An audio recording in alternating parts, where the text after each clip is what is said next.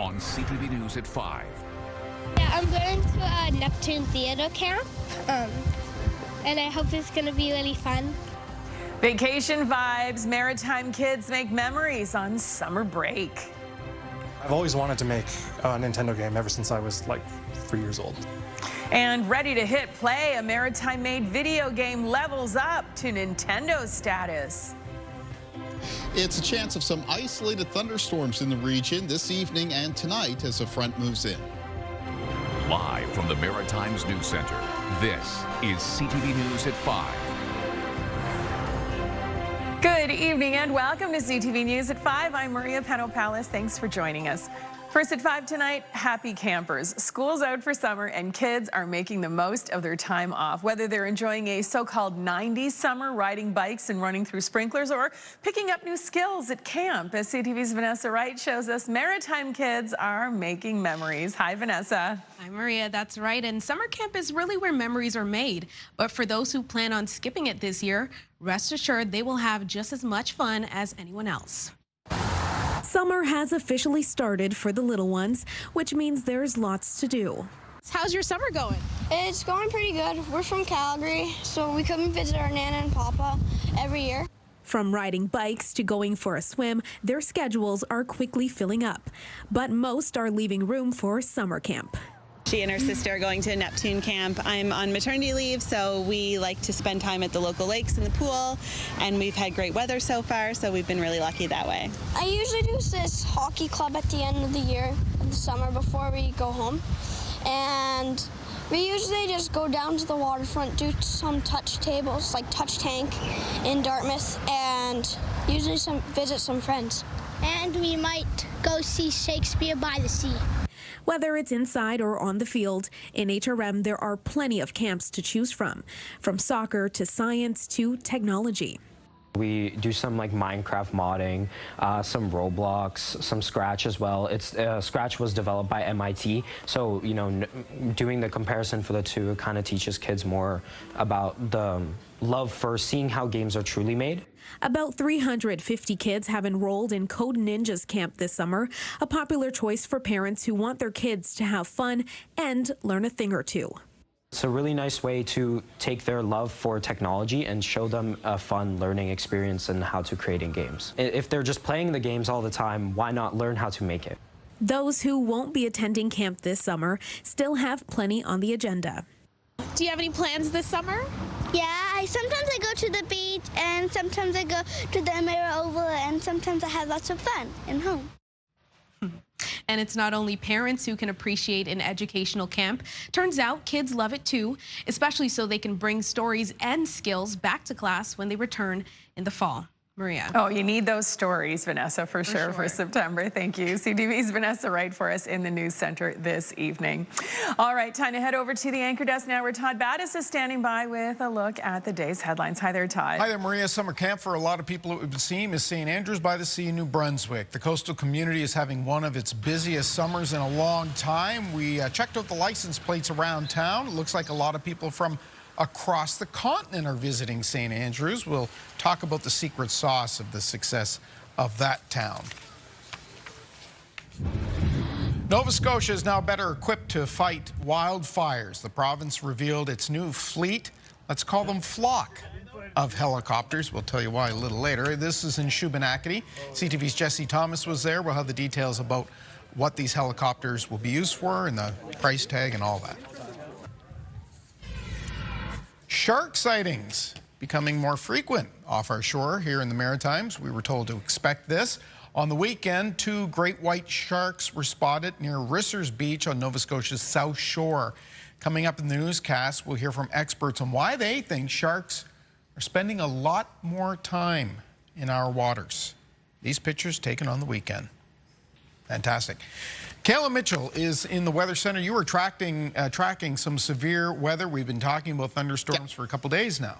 Yes, so there's a severe thunderstorm watch still in effect for the province of New Brunswick this evening. Conditions are still right that if any thunderstorms do get going, that they could produce things such as damaging wind gusts, large hail, and downpours. Now, the key there is if any thunderstorms get going, which we haven't seen much of so far today.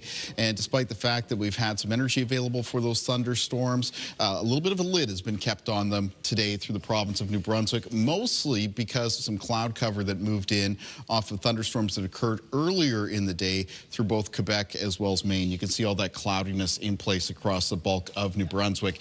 Now, up towards the north, that cloud cover is clearing up a little bit, and you can see in that area of clearing, which extends back across the Gaspé Peninsula and onto the western side of the St. Lawrence River Valley, there is some thunderstorm activity there. So there is still a risk that some of those thunderstorms get into northern areas of New Brunswick as we head through this evening, but that's probably about a good couple hours away from approaching that part of the Maritimes. Otherwise, as we move through tonight, it's a lower chance of some very isolated thunderstorms in the region as that cold front still approaches. Here's where we stand with temperatures moving into this evening. Most of the temperatures are around the mid to high 20s, except cooler for coastal areas, especially around the Bay of Fundy coastline in New Brunswick and the Atlantic coastline of Nova Scotia, where a very steady and at times gusty southwest wind has kept conditions cooler as that wind is coming in off of ocean waters. Those winds right now still around from the south and southwest and being sustained between about 10 and 30 kilometers per hour, with some gusts getting up between 30 and 50 kilometers per hour. I will have more on the forecast coming up a little bit later on. Maria. Thank you very much, Kaylin. Right now, a cautionary tale. A family says they're out thousands of dollars after their son was involved in a serious crash. As CTV's Pat Foran reports, their insurance claim was denied because their son was not listed as an insured driver. I feel very frustrated and very disappointed that this has happened to us. Vivi and Mohammed Mirza of Markham say their son Adam moved in with them last year. It was supposed to be temporary. Adam borrowed his parents' car to go to a medical appointment and unfortunately was involved in a serious car accident. The claim was denied because their son wasn't listed on their policy. We agreed that we didn't declare that our son moved in here. He was living in Ajax when we bought the car. The Mirzas appealed the decision, but their insurance company, Wawanesa, told them, "You failed to disclose to your broker or Wawanesa that Adam operates the vehicle with your permission and lives in your household. As such, your right to recovery is forfeited and your claim is denied." The Mirzas say they still have a loan for the 2019 Mitsubishi and still owe $26,000. Now they're paying for a car they no longer have. What is wrong in allowing your child to use your car for just a doctor's visit? Anyone who is a regular and frequent operator of your vehicle should be listed on your policy. The Insurance Bureau of Canada says all licensed drivers in a household should be included on your insurance policy. When there's a significant change, even though you may think my son's moving back home, it's not a significant change. From an insurance company's perspective, it could be a significant change. The Mirzas are devastated. They're making monthly payments on a car they no longer have and feel they should have received at least partial payment for their written-off vehicle. We seem to be losing money constantly. We are dishing out, and we're left with the liability of a car loan and no settlement from an insurance company. Pat Foran, CTV News. Thank you, Pat. Time for our first break here on CTV News at 5. When we come back, scooter safety. Parents don't realize how fast these machines are and how big they are and how dangerous they can be. As e-bikes and scooters become more popular, so too do e-injuries. One family's warning about the risks. Next.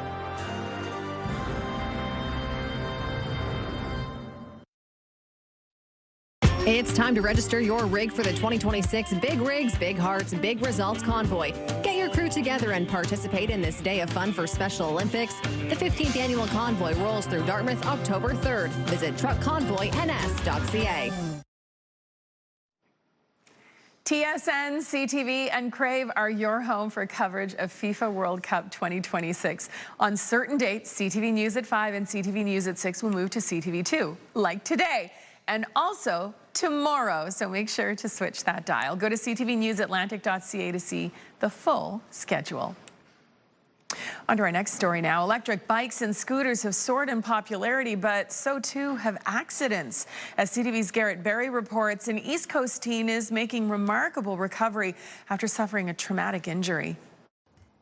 Jaden King just wants to get back to living. Get out, change arms, and go back on the quad. Hunting, fishing, getting out around the bay, out to the country in rural Newfoundland. He loves to be dropped off in the middle of nowhere, walk to a pond with his fishing rod and his tent, and spend the whole day there. He has taken these first steps, but it's a long road back, weeks in hospital after a traumatic electric scooter accident in May. 70 days. Too much. He was driving the scooter with a friend on the back when he lost control of the machine. Went face forward into the pavement, and the boy that was on the back of him came down on top of Jaden. The helmet he was wearing surely saved his life, but still, injuries to his head were severe.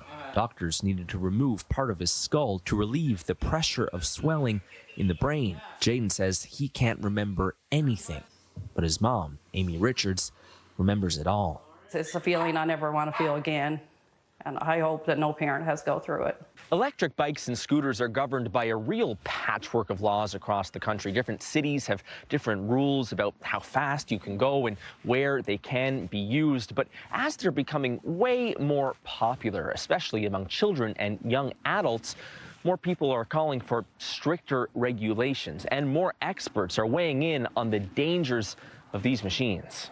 Parents don't realize how fast these machines are and how big they are and how dangerous they can be. According to the Canadian Centre for Health Information, there are more and more people sent to the hospital because of e-scooter injuries across the country. Almost 500 between April 2023 and March 2024. That's up 32% from the year prior. Officials here in Newfoundland and Labrador have pledged a review and new legislation addressing these machines in the fall. Garrett Berry, CTV News, St. John's. Oh, wear your helmet, and my goodness, we're happy to see that he's on the mend, absolutely, and thank you for sharing your story. Kayla Mitchell has had his eye on the skies all day long today. Lots going on out there, and possibility of maybe some thunder showers? There is still that risk this evening and tonight. I expected there to be a little bit more action, honestly, especially in the province of New Brunswick by this point in time, but a lid has just been kept on the thunderstorm situation so far for today. Let's take a look at what some conditions look like around other parts of the Maritimes. This is Mineville, Nova Scotia, where it was pretty pleasant, generally speaking, for today. There was some cloudiness around the morning, but some sun broke through as well. I will have more on the weather forecast, the latest on what I'm watching for this evening, when we come back after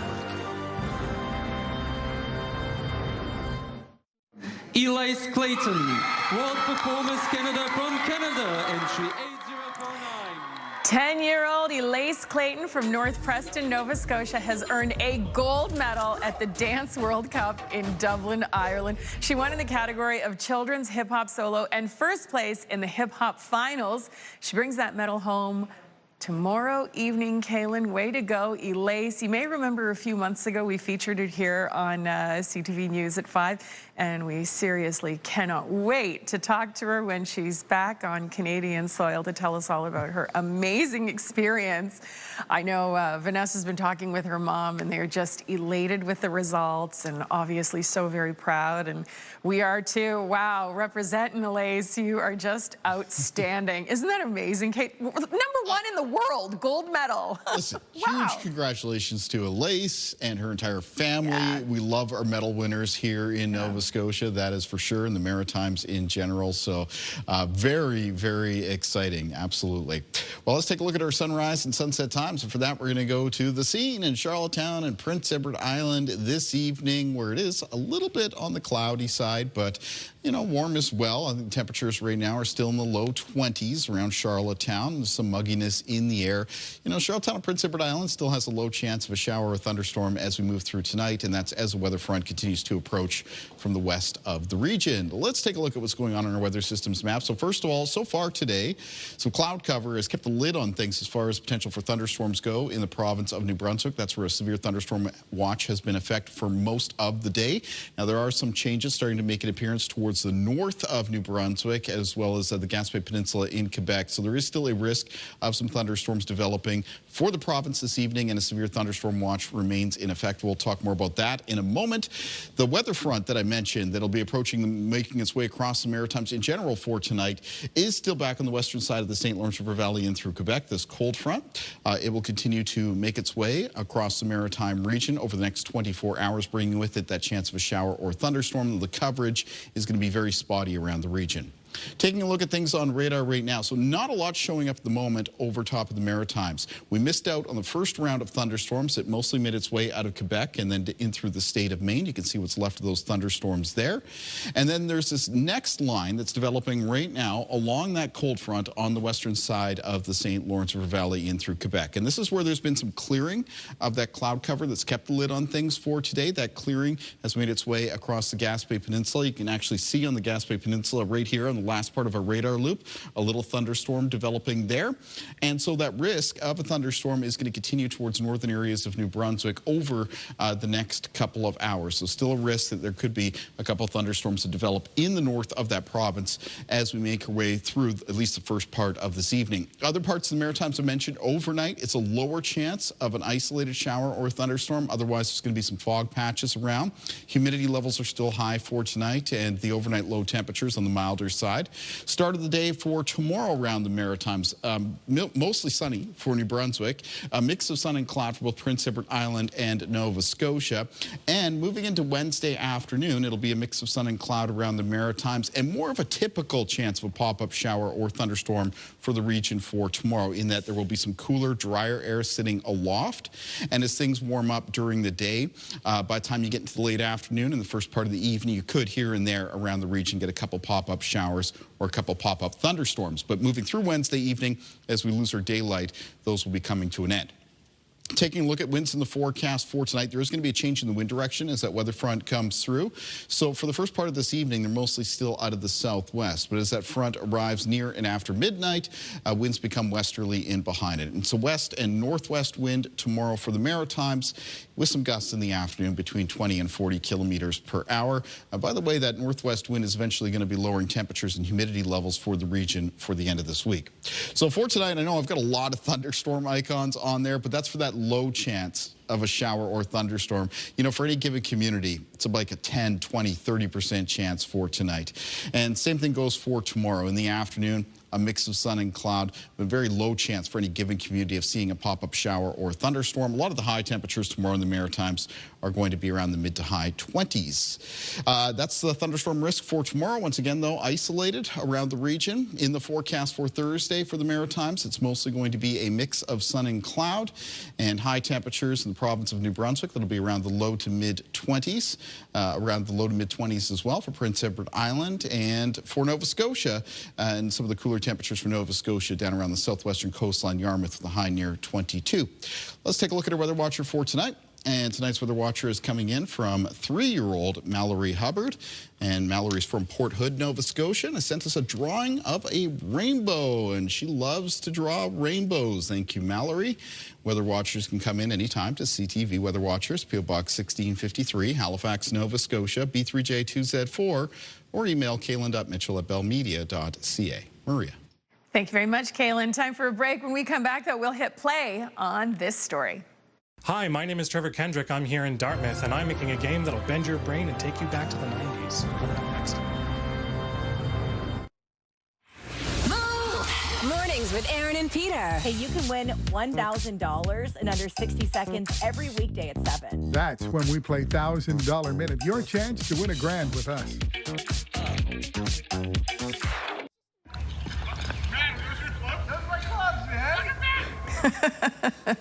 Here's a golf story that's definitely not par for the course. A bold bear in BC was caught on camera stealing a golfer's bag and hauling the clubs into the trees. As golfers watched from a safe distance, another bear lingered nearby, making the unusual encounter even more memorable. Oh, that is something. All right, on to our final story here. By day, he writes software, and by night, he builds video games. As CTV's Hafsa Arif shows us, after years of late nights, a Dartmouth developer is about to land on one of gaming's biggest platforms. Most people clock out at the end of the workday. Trevor Kendrick clocks into a different world.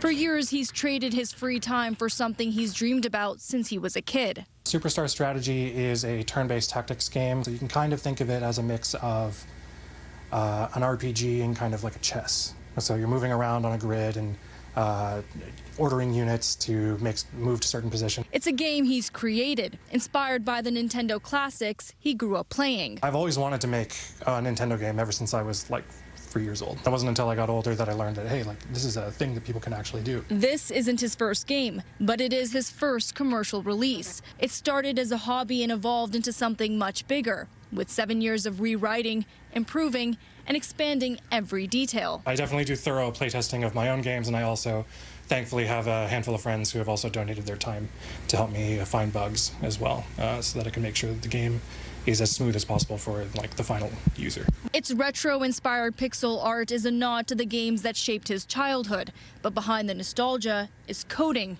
testing, and refining. I hope people find joy in the minutia. It's a very systems-heavy game, so it looks very cute and simple on the surface, but there's a lot of depth there, so I hope people can discover that depth.